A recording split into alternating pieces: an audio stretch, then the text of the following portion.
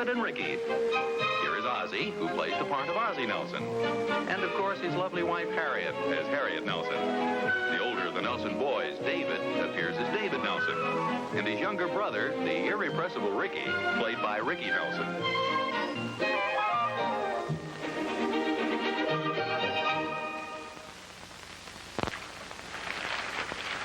Morning, Mom. Hi, Pop. Oh, good morning, Dave. Breakfast about ready? Just about. I'm kind of in a hurry this morning. Yes, you must be. You almost beat your father, and he knew we were having French toast. Did you say French toast? I thought that'd bring your face out of the paper. Sure did. What's your big hurry, Dave? We're having a baseball game this morning, and I'm going to pitch. Well, good for you. Isn't Ricky going to play? He was supposed to, but I doubt if he does. Why? Why not? He probably won't even get there. He's such a slowpoke. Oh, I wouldn't say that. Neither would he, but it's true. He never gets anywhere on time anymore, does he? You ought to help him out, Dave. You're his big brother. Oh, I do, Pop. He told me to wake him up for the game this morning, and I did. You sure did all right. Hurry up, Rick. You're late. I've been in the shower. You mean you were actually taking a shower without being told? Yeah, I sure was. Next time, make David tell me when he's going to throw me in. You didn't really throw him in the shower, did you, David? Oh, of course not, Mom. I put him in there very carefully. Dave, I don't think that was a very nice thing to do. Well, golly, Pop, he asked for it. What do you mean? I almost got drowned. Well, you said to make sure and wake you up. I was getting up. Slowly, but I was getting up. Trouble with you is you're just a slowpoke. I am not. You probably won't even get to the ball game on time. Oh, yeah? That's how much you know. Come on, calm down, will you, fellas? Sounds like a crazy house in here or something. Take it easy. Yeah, David, just calm down. I'll get to the game. Don't worry. Like you did last week, I suppose. Well, what happened last week? He begged us all week to let him be bat boy, and then when it finally came time for the game, he didn't show up. Well, I got there before the game started, didn't I? Well, if he got there before the game started, David. Naturally, he had all the bats. The guys were sure sore, too. Why didn't you get there on time, dear? Well, I don't know. I just didn't realize what time it was. Well, you've got to learn to organize yourself, son. Time is a precious commodity. And when you're late, you not only waste your own time, but you waste the time of other people around you. The old expression of knowing what time it is has a lot of ramifications. Hey, that'll make a good subject for your speech today, Pop. What speech is that? It's a sports luncheon. Don't tell me you forgot. Oh, no. You sure that speech is today? Oh, sure, Pop. I didn't know you were going to make a speech. Well, it's not exactly a speech. See, the baseball coach just wanted the fathers to say a few words at the luncheon. You sure that's today, Dave? Oh, sure. It's the last sports luncheon of the season. You gonna give a lecture, Pop? Oh, don't be silly. It's not a lecture. What are you going to speak about? Well, I'm not sure yet, but I'll think of something. I think that stuff about being on time is good. Yeah, it might be at that. You know, the importance of being on time for athletic events and having things well organized. Yes, that is a good subject. It could also apply to getting things organized in the home, don't you think? Yeah, I suppose it could apply to almost anything. Well, I was thinking about the house in particular.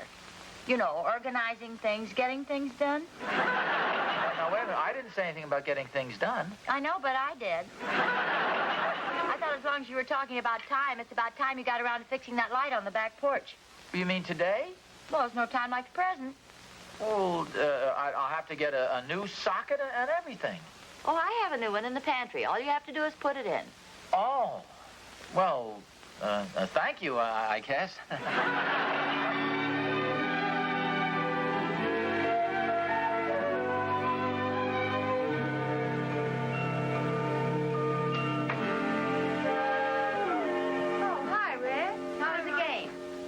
I guess.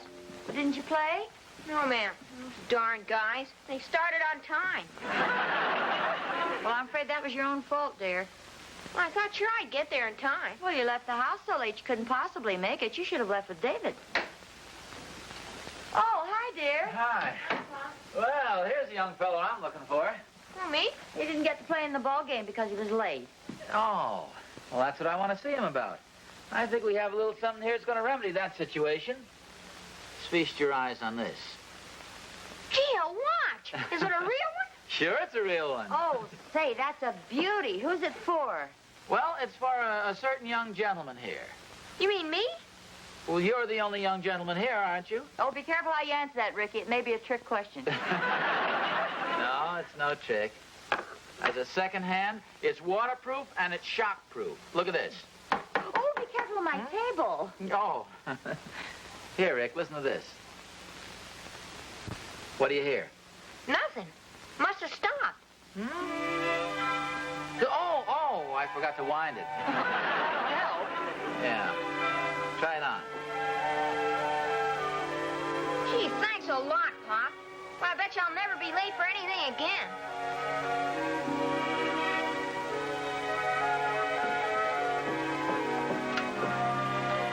Hi, Pop.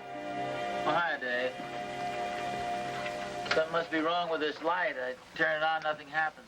Maybe it needs a new bulb. Maybe so. What are you all dressed up for? I have to go over that luncheon. I have to be there a little early. Oh, yeah, that's right, the luncheon.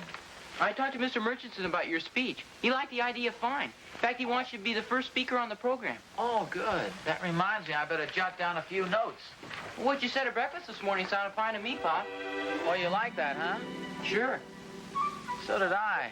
I wish I could remember what I said. It was about being on time. Well, yeah, I remember that part. What time is the luncheon? At 1 o'clock. Oh, well, that'll give me plenty of time to get something put together. Dave, see how this sounds for a subject. The importance of being on time. That sounds fine, Pop. Importance. Dave. Listen to this a second. Gentlemen, I'm here to speak to you on a timely subject. The importance of being on time. That's pretty corny, isn't it? No, Pop, sounds fine. Anything you say sounds fine. Well, I'll see you over the lodge hall. Oh, okay. Importance of being on time. Oh, Pop? Don't be late. Oh, no. Importance.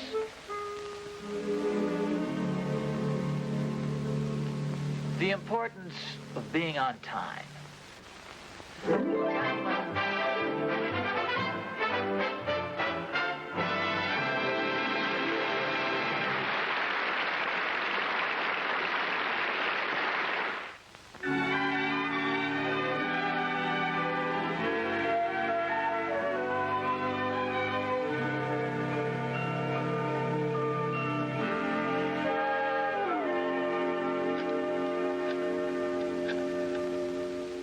At the tone, the time will be 12:35 and 1/4.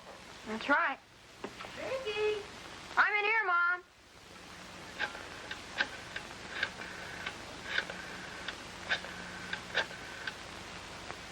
At the tone, the time will be 12:35 and 1/2. That's right. What are you doing? I'm just making sure the telephone company gives the people the right time. The operator hadn't made a mistake yet. I guess she must have a pretty good watch, too. Well, you better hang up now. Somebody may be trying to call us. Okay, just one more time, Mom.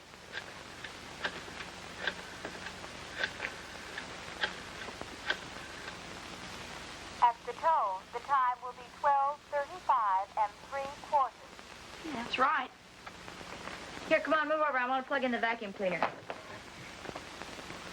Well, this sure is a swell watch.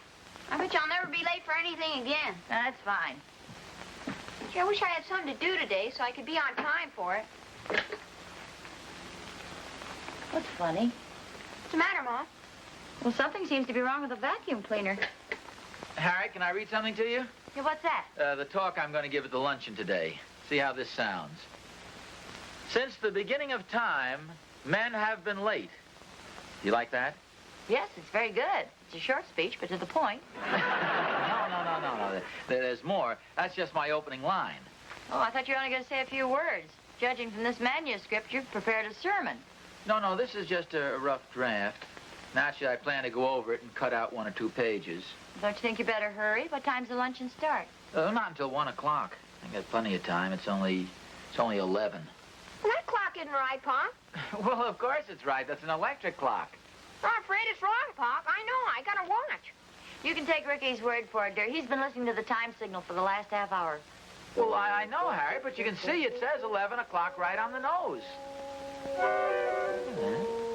Come to think of it, it said 11 o'clock on the nose when I was in here about 15 minutes ago. Said 11 o'clock an hour ago. Harriet, take a look at it. That clock is stopped. You know, something must be wrong with the power. The vacuum cleaner doesn't work either. I don't know. I wonder what it could be. Could it be something that you did when you were fixing the porch light? No, I just turned off the electricity and fixed the light, and I... You know, it's possible that I neglected to turn the electricity. That's exactly... Oh, that's an easy mistake for anybody to make. Well, say, wait a minute. If that clock is stopped, I wonder what time it is. Would you like me to tell you? Oh, yes, please do. At the tone, the time will be Ricky, what time is it? 10 minutes to 1. This is going to be very embarrassing. I go all the way over there and make a speech on the importance of being on time, and I'm late for the speech.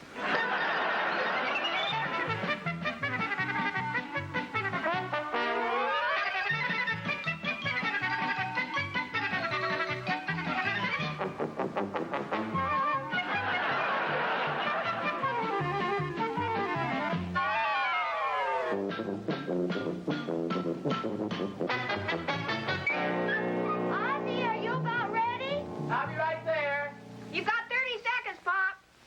Okay, I'm coming. Well, you better hurry. Well, I'm hurrying as fast as I can. You've got 25 seconds, Pop.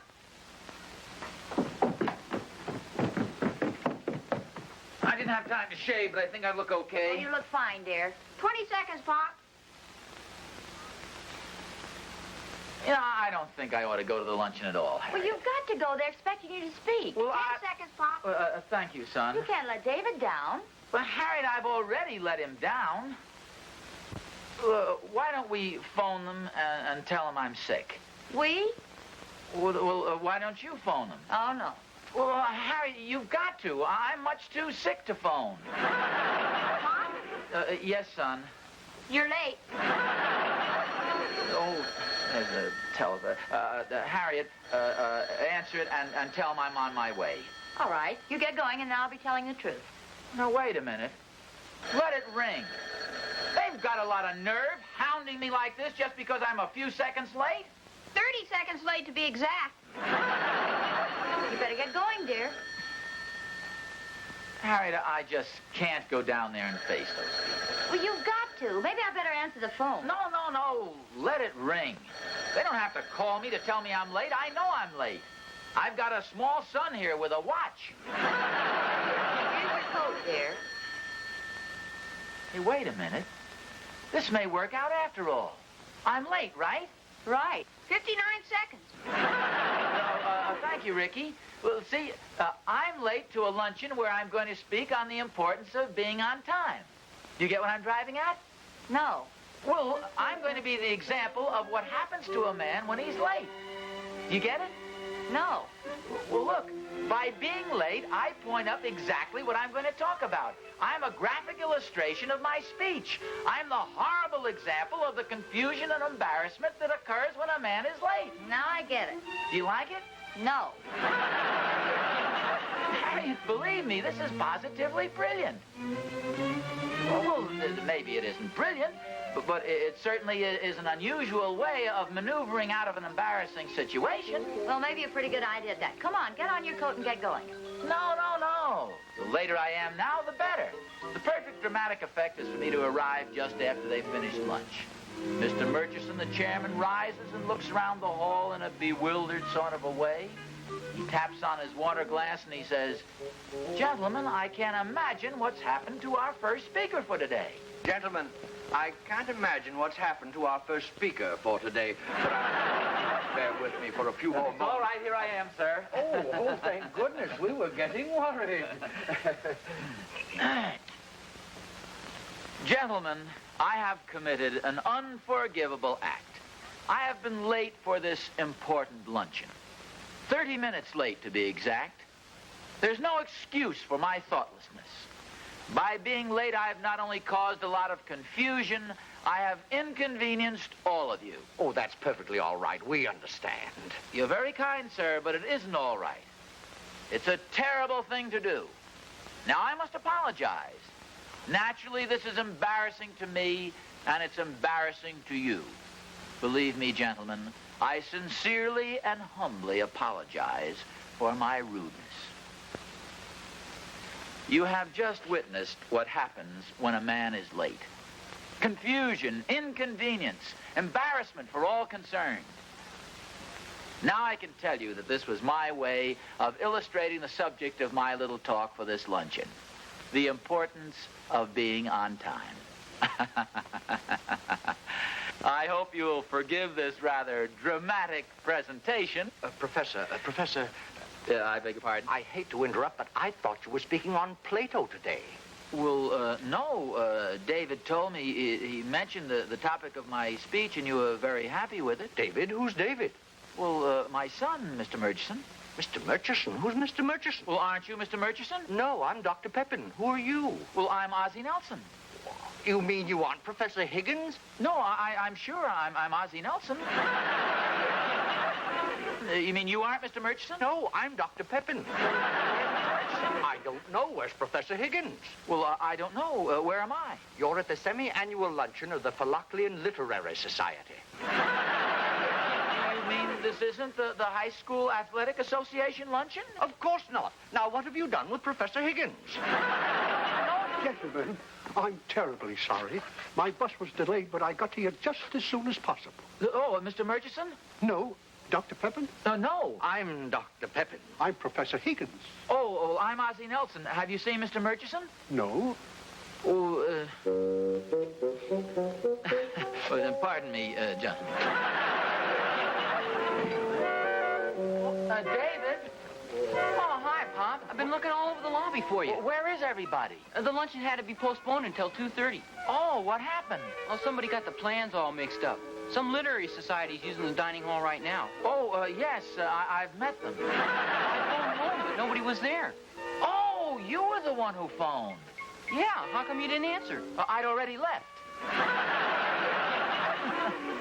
Gee, this has really been a frantic day so far. It sure has. The luncheon starts in about an hour, so we better get going. Well, Dave, where are you going? Where everybody else is gone. Home to get some lunch. I can't wait until 2:30. Oh, well, you'd better leave me. I'm not sure I can find my way home today.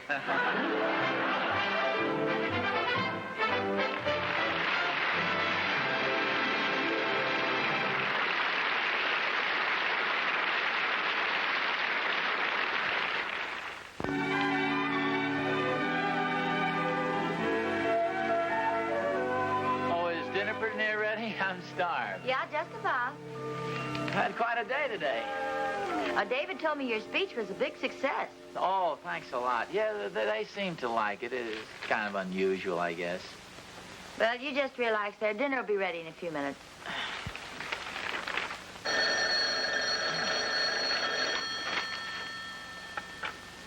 Hello? Hello, Mr. Nelson. Yes? This is Dr. Pepin from the Philoclean Literary Society. Oh, yes. Say, I'm terribly sorry about that little mix-up today. Oh, that's perfectly all right. I have a rather unusual request to make, Mr. Nelson. What's that, Dr. Pepin? Oh, I'm afraid this is going to sound like a bit of an imposition. No, not at all. Well, all the members are so anxious to hear how your speech ends that I wonder if you'd speak at our next meeting.